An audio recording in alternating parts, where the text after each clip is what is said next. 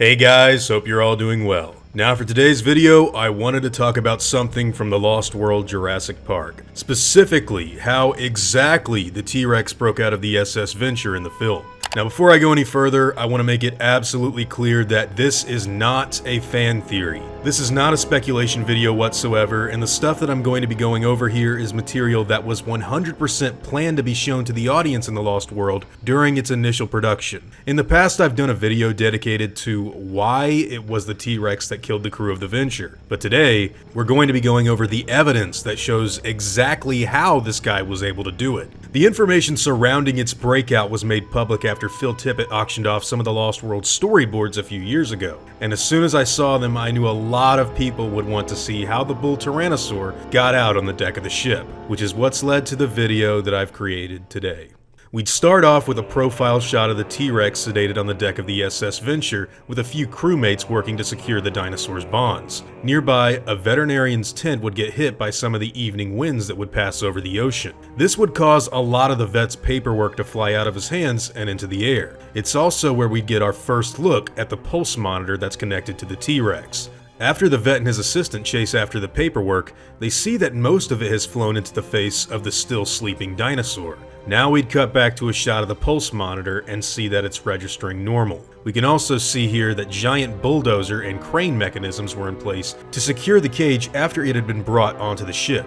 Now we'd see the vet reach out to remove a sheet of paper that had landed on the Rex, before we'd cut back to the pulse monitor, which shows that the animal's heart is beating stronger. When the vet removes the paper, he reveals the now fully awake dinosaur, and it's not looking too happy. The pulse of the bull Tyrannosaur grows stronger, but the half-asleep and totally drunk bulldozer mechanic pays it no mind.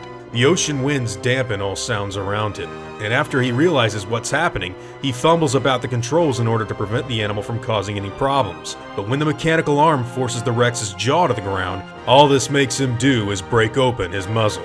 Now both bulldozers work to restrain the Rex from getting out. The one in the front shoves its face down to the deck of the ship in order to keep it still. A smaller forklift nearby tries to help by joining in the struggle. The idea is to put the forks on top of the animal's midsection and stop it from moving. But a terrible miscalculation leads to the forklift accidentally stabbing the Tyrannosaur's back, drawing blood and causing extreme pain. The Rex lurches forward and roars defiantly at the bulldozer before it sinks its teeth into the vehicle's treads. This causes even more pain for the animal, but because it chose to do this, the vehicle ends up pulling the Rex further out of the cage. And that was all the dinosaur needed in order to stand up, which disintegrates the steel bars surrounding it entirely.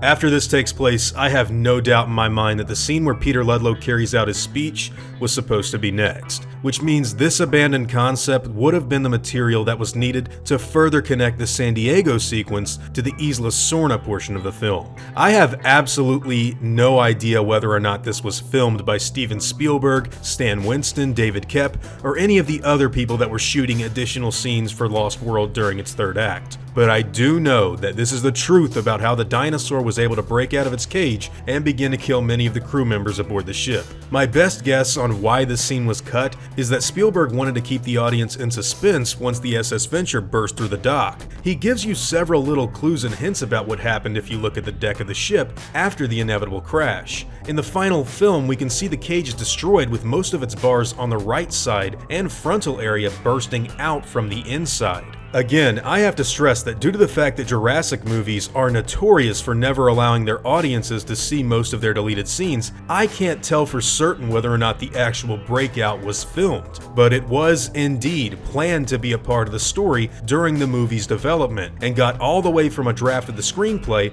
to a storyboard realization.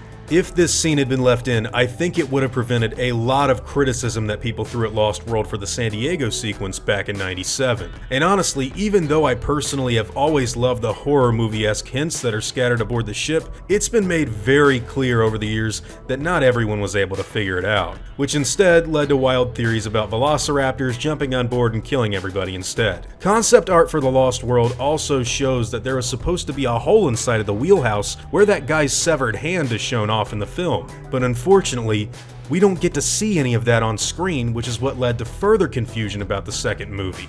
Now that this information is finally out there for more people to see, I want to thank Twitter user @JHNReed for revealing this to me. Had he not shown these storyboards off, I would have never been able to make this video, and more people would have been left in the dark and not even known of this concept's existence. Seriously, a massive thank you to him for showing that. I'm sure a lot of people are going to find the information really valuable and intriguing. Now that you've all seen this stuff, I want to ask what you think of it. Do you think that this scene was actually filmed, or do you think this is as far as it got?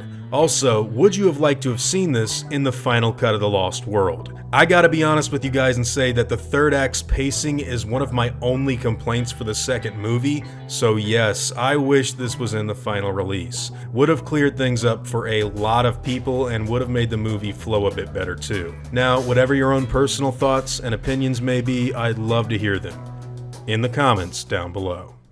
Now before I go, I'd like to thank all of my game wardens, as well as all of my InGen executives. I'd also like to thank all of my park workers and InGen hunters as well. It really means the world to me that all of you continue to watch my videos, and I never want any of you to forget that. Now, I'd like to thank all of you for watching today's video, and hope you all enjoyed the content. If you feel like I deserve it, I'd appreciate the like, and hope that you'll consider subscribing if you're interested in hearing from me again. See you all in the next video, guys, and as always, take it easy.